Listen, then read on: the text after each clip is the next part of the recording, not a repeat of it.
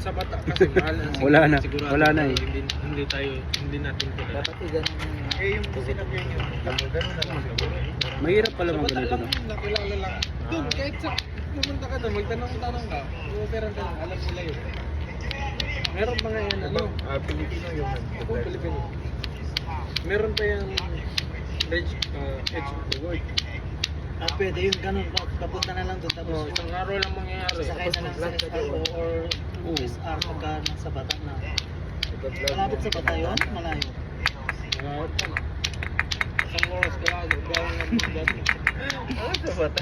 Hindi, for example, doon tayo sa bata sasakay, di ba? Pagka uwi, doon din tayo sa bata. Ganun lang pala eh. Oh. Yes. Baka dito malapit ka. Lato-lato tayo, lato-lato.